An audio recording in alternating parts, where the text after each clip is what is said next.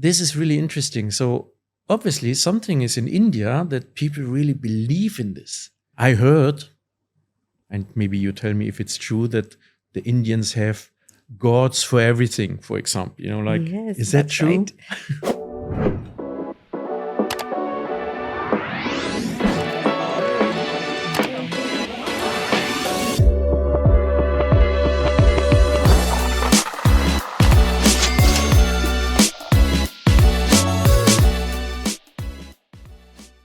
Hello, everyone. I'm Dr. Smitha Prabhakar, a positive mindset and well-being coach, and I'm the guest host of July's episode of Millionaire Podcast. And I'm here with none other than the amazing, incredible Mr. Ralph Martin, who is the CEO of the Millionaire. So, welcome, and I'm just so happy, delighted, and excited to be here with you today. Thank you very much. I mean, it's the best introduction I ever had. I mean, thank you very much. Um, so I heard that you are a life coach or a happiness coach. And so can you tell me a little bit more about that? So I dwell in the science of positive mindset, well-being, and happiness. So, and I've been studying happiness and how we can train ourselves to be happy, because happiness is a choice that we make. Right. So, and it's inherently connected with winning as well, right? Luck, winning, all of that is very, very close to what I do as well. And for my science, the science of happiness is all about building in that chemistry inside our body. And it can come with what we feel emotionally, spiritually, and also along with the society where we are. So it's all connected to ourselves Right. and plus the external sources as well. So the science of happiness dwells with the dopamine, endorphin, serotonin, and oxytocin, which we can create in our body by many means. Could be material, mental, emotional, Right. spiritual. So even the lottery coming into this space No, and also is sometimes, connected very much in towards people's happiness. and sometimes, obviously, you have to be a little bit lucky to have like the additional happiness, I guess, right? Absolutely. I mean, I definitely feel so. Luck is an integral part of bringing in happiness, because with luck, it's spontaneous. Right. It's like a windfall. Suddenly it happens. So that brings in a lot more joy. Your dopamine receptor starts, actually just getting very excited when you're happy, especially with the surprise and a surprise gift. Just imagine when you're giving your wife or your girlfriend a surprise gift. She would be like excited, oh, like really, really excited about that. Right. So yeah, that's another form of joy. Oh, wonderful. And today's topic is, why do people in India believe more in luck? That's a very good question, and sorry to say, but I mean, I have to throw the answer back to you, because I mean, since I'm obviously not Indian, I have to ask you. And what I heard is that, especially in the south of India, a lot of people believe even more in luck than others. Now, I mean, the question is always is because we have, like, when it comes to our players and our supporters, then in our world, in the millionaire world, we have like 60% of the people are coming from India. I mean, originally. They are not sitting in India. They might sit in the UAE or Oman or Saudi or wherever in the Middle East, but 60% of the player base is based or is coming, has like Indian nationality, let's say that. Then we have like the next big group is like from Pakistan, of course, and then we have like people from the Philippines. This is really interesting. So obviously something is in India that people really believe in this. And now you tell me, I mean, I heard, and maybe you tell me if it's true, that the Indians have gods for everything, for example. Yes, Is that that's true? right. That's right. It's a very interesting subject where I would love to get into, because In India, I mean, may I ask you this question? In India, which part of India do you think more of your players are from? I think the most people are coming from the area, of Kerala, um, and yeah, I just wondering why is that? Okay, coming from India, has got a diverse culture, and we have got many, many traditions, and you know how many languages we speak. So the cultural heritage is a lot more, and there we believe we have a lot of faiths. It doesn't matter which faith or religion you're coming from. Right. Every aspect of religion has got some kind of a luck factor connected with it. Especially if you go to the Hindu culture, they have goddesses and idols. They have a lot of idol worshipping and goddesses and deities, which is connected to specific aspects of luck. For example, we have this goddess called Lakshmi, which is connected to prosperity and abundance. So whenever, we want luck, people just pray to this deity and just invite this kind of prosperity and abundance, which is to the goddess of Lakshmi. Similarly, every other faith got their own inherent, faith. Like, for example, people wear, in Islam and in Hinduism, I've seen people wearing stones. Right. To bring in certain amount of luck. So in the Western culture, we do not see all of that. You would have seen people with like 5 rings, with 9 stones and all of that. It's all to bring in luck from different aspects in terms of the astronomical aspects, where different planets as well connects to your luck. Right. So to actually accentuate that particular luck, they wear specific stones like emerald, ruby, any of certain stones. So we all have kind of brought in believing in making yourself happy by your energy body happy by wearing those stones, or making your deities or a goddess what you pray to, make them happy. So we are all culturally brought in that way, whether it's Hinduism, Islam, Christianity. There is some aspect of faith connected to luck. Obviously, we are very simple when it comes to this. I mean, we believe in maybe a certain number. Let's say, I mean, we all know the number 7, right, is like a lucky number, or we all assume that the number 7. But on the other hand, I know it's coming from the Chinese culture, so it's not even ours. So do you have like something like with these kind of number things as well? Absolutely. In India, we have the astrological charts where we look at a person's chart, and also it gives you the number, which is lucky number for them. That also comes with numerology. That's not just from India, from other parts of the world. Different parts of the world connects with different forms of numerology. And also in Chinese astrology, there's something called the 4 pillars of destiny. And there are many forms of calculations where you're able to get your lucky number. Right. And based on the lucky number, people it's always a hope, right? That you're going to win. The next win is yours. We start small, waiting for that windfall to come. So we are always going ahead with the scope of hope. So yes, all different segments have got different faiths, different cultures, different countries have got different ways of looking at what a person's luck can believe. And what I believe is, if you're energetically in a high spirit, high vibration, luck should come to you. Right. No matter what. Definitely prayers and looking at the right auspicious times to buy a ticket is also a part of different faiths. So people do follow that. But combined with energetically how you're feeling, are you vibrating in that highest frequency, which can attract luck to you? This is what my studies is all about, what I teach people. This is so interesting. I mean, first of all, I mean, what you just said is like you have to buy a ticket to win.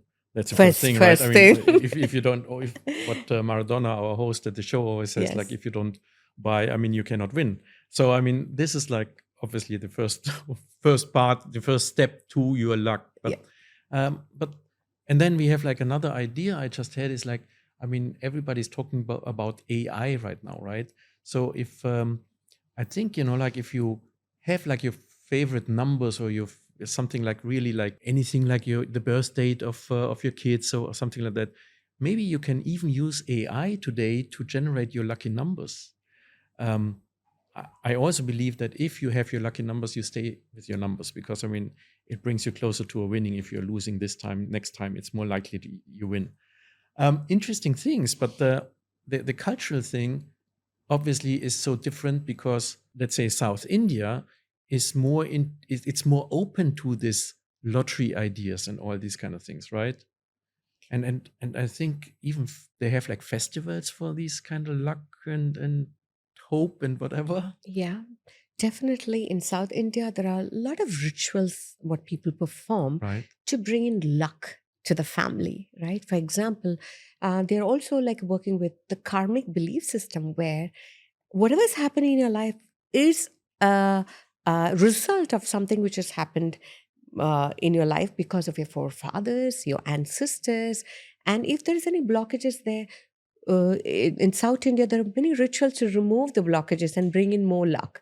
So they please the ancestors by different rituals so that they remove all the blockages, the karmic blockages, and then bring in that the possibility of luck. So they have specific rituals, and especially if you see different sectors of Indian culture, they wake up in the morning, they pray to the goddess, which brings in luck. That's before they step out of the house, because we have got crows of in Hindu faith, there are crows of goddesses, which each aspect in your life is governed by specific deity and goddess. So they pray to that specific goddess to bring in the luck. But it's a Or female, right? The goddesses. mostly, yeah, mostly females. But there are the male forms of goddesses, but that's not connected to wealth. There is one god called Kubera, which is connected to wealth, and the goddess Lakshmi. But there are many other goddesses which also bring in different other aspects of wealth. But the main are these two in the South Indian faith, Culture. and Yeah. also a lot of traditions as well also bring in this aspect of bringing in luck. For bringing in luck, you need to remove the weeds in our life, the worry, the anxiety, so there are many things. Which the first thing is about any place or any area to be lucky, you need to remove the weeds. So all about like releasing the obstacles and the blockages. So there is also different deities which will remove your obstacles, like the Lord Ganesha.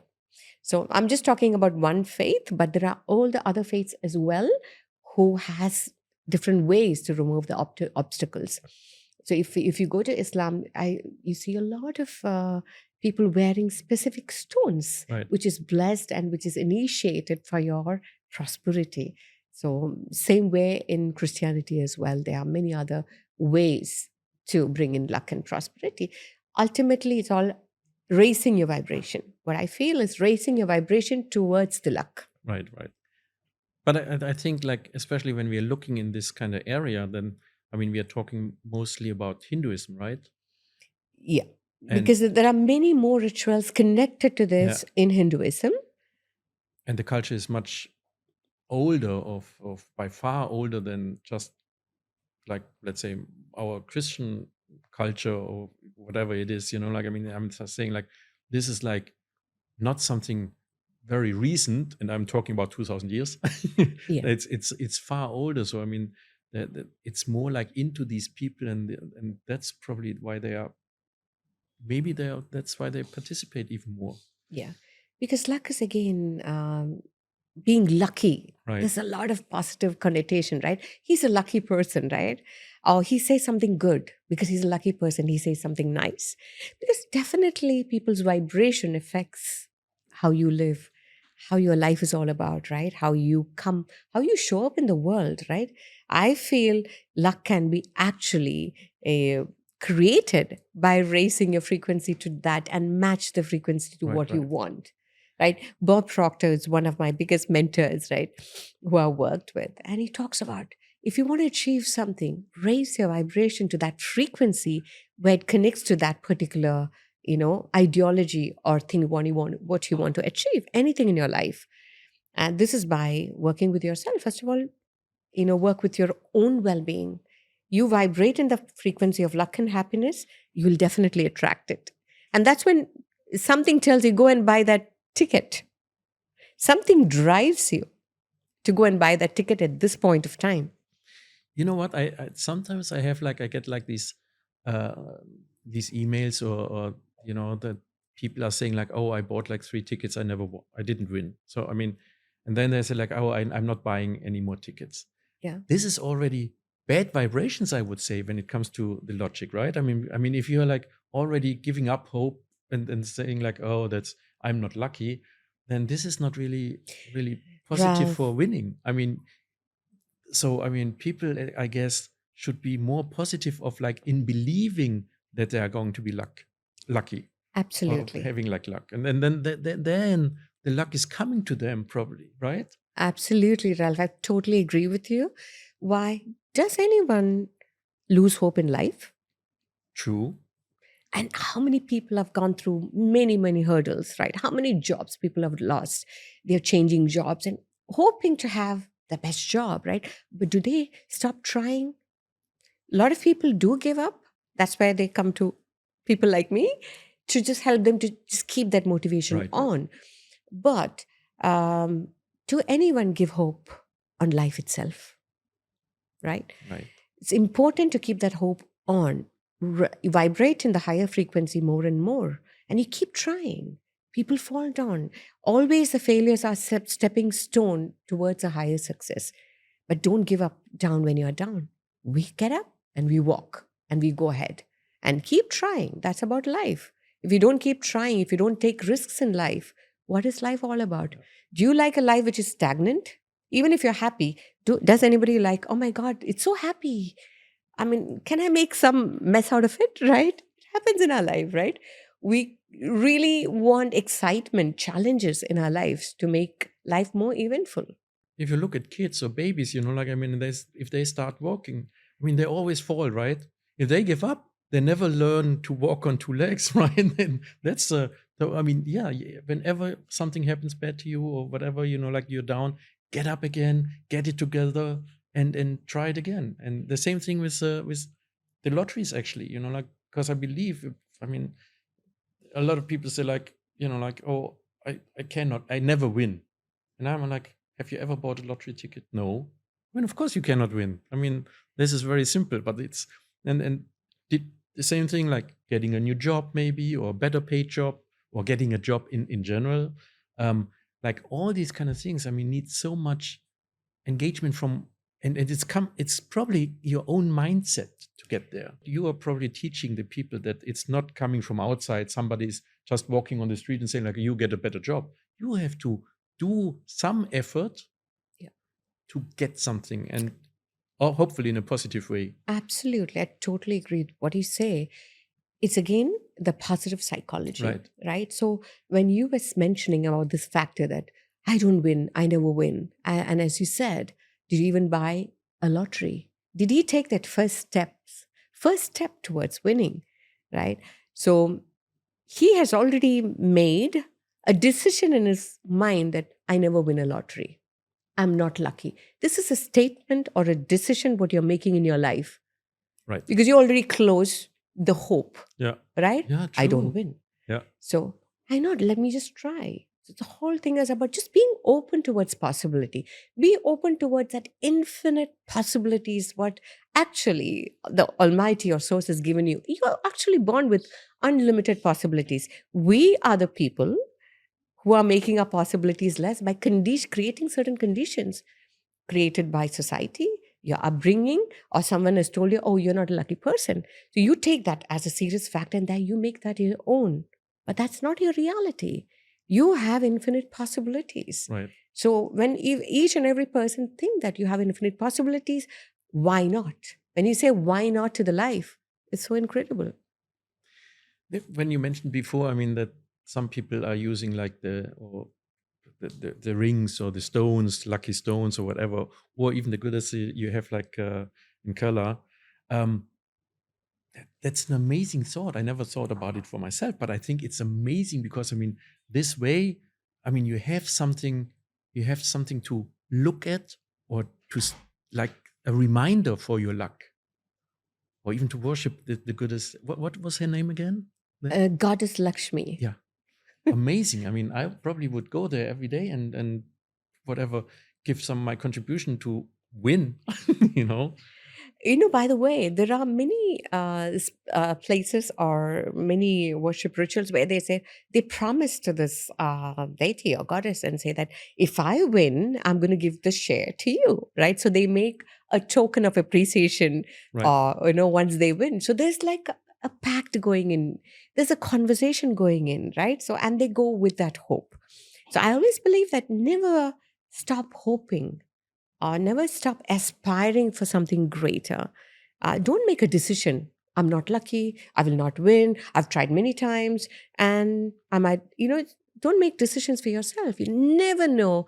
The right time comes in, the right environment comes in, all the circumstances comes together to combine to make yourself lucky. So keep trying. That's what I would say. Keep trying like how you try your life. You don't give up on your life. Do they have temples to go there? Yes, Really? they do. Oh yes, my God. yes.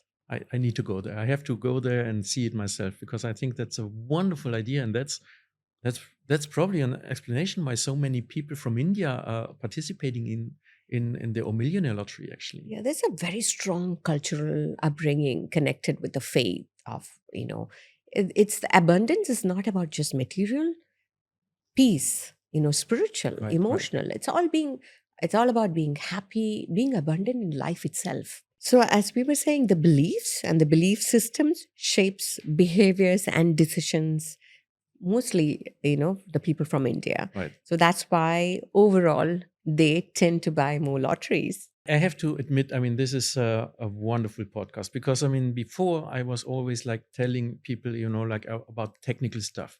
I mean, today I learned so much even about the culture from in India and especially South India and Kerala. So this was really educational for me. Thank you very much. It's a wonderful, and I hope I see you soon.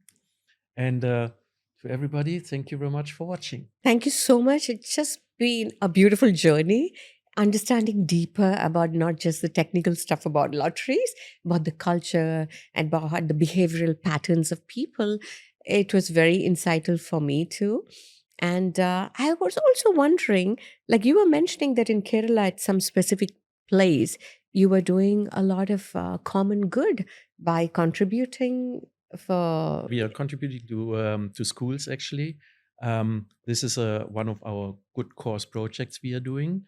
Yeah, it's we are trying to give back to the people. That's the purpose of lotteries. One of the purposes of lotteries, to make people happy, so they can believe in their luck, of course, but also like giving back to the community.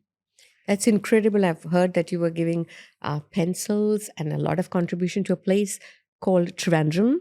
Yes. In Kerala. Yes, that's right. So that's incredible. I mean, and you're doing so much for the community.